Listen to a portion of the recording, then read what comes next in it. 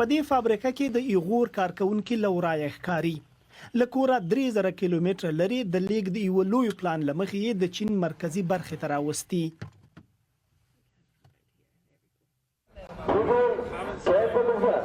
اوس بي بي سي د پاموړ داسې شواهد موندلي چې دا چاره څرنګه تر سره کیږي. د شینجیان په دې کلی کې چارواکي 100 کسانو ته اړتیا لري چې د دندو لپاره د دې هیواد بلې سیمې ته واستوي. دوی دلته هټۍ پرانستې خو د 2019 کال د حکومتي رسنۍ په دې ریپورت کې ښکاري چې هیڅ څوک لیوالتیا نه ښيي ځکه نو دوی کور په کور ګرځي. دغه چارواکي ورته وایي که دلته پاتې شي ژر به واده کوي او هیڅ کله به ولاړ نه شي. دا یې پوښتي غواړي ولاړ شي؟ دا ورته وایي نه خو د پروپاګند او لډيري هڅونې وروسته ځوانه مېرمن یې بلاخره مني.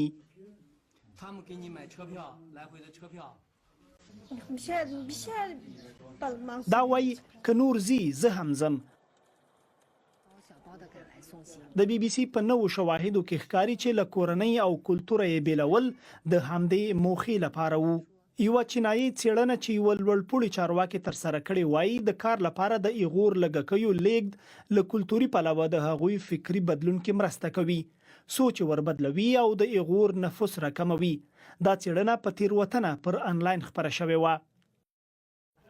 په شینجیان کې چې اکثریت لږکي مسلمانان دي لومړی د بیا روزنې لویو کمپونو ته ولېږل شول. چین وایي دا له ترهګرۍ سره د مبارزې برخه ده او بیا فابریکو ته تر خوشی کېدو وروسته یو څو کسانی په دې وتوانېدل چې له چین ووځي. په فابریکه کې 200 کارکونکي وو چې د ماشومانو جامې پلوري او موږ اړ چې د چین ملي سرود ووایو. هغوی به ویل چې څومره ژر کار وکړي هغومره ژر به د خوشي کړو چې لاړ شي. خو ډیری هغه کسان چې کار ته استول شوي کمپونو ته نه دلیږل شوي او بیوزلو کلو ته استول شوي. په څېړنه کې دا هم برسېره شوي چې څرنګه هغوی په ډلو کې واستول شي، امنیتي ساتونکي ورسره وي او بیا سیاسي ښوونه ورکول کیږي. د مخکښو اکاډمیک کسانو لخوا د واک سرچینه ده او د حکومت پخوانی چارواکي دي چې دوی خپل شینجیان ته په بیساري کچه لاسرسی لري. دا په ډاګه کوي او پایلې وینو چې دلته څه روان دي. د ګډ نفوس د ځان په ګټه کارولو ته لوی هدفونه شته دي چې زما په نظر د ډېرې اندېښنې وړ دي او دا د بشریت ضد جنایت ته اشاره کوي.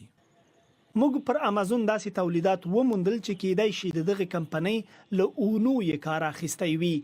دا فابریکه وایي له دوی سره ایغور کارکونکي نور کار نه کوي او امازون راته ویل هغوی په زور له یو چا کار اخیستنه نه زغمي. او دغه فابریکه بیا ځینو لویو نړیوالو شرکتونو ته پلاستیکي توکي جوړوي. موږ د دې ځای له یو کارکونکي سره خبرې وکړې. هغه راته ومنله چې څو سوه ایغور دلته کار کوي خو د چینایي کارکونکو پرتله دوی نشي کولای له فابریکې ووځي.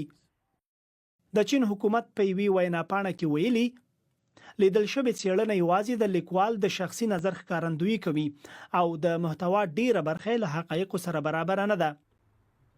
خو په لویه کچه د حکومت د فکر ښکارندویي کوي.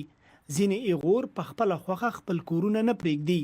دا داسې ستونزه ده چې باید ډیره ښوونه او دوامداره پاملرنه ورته وشي.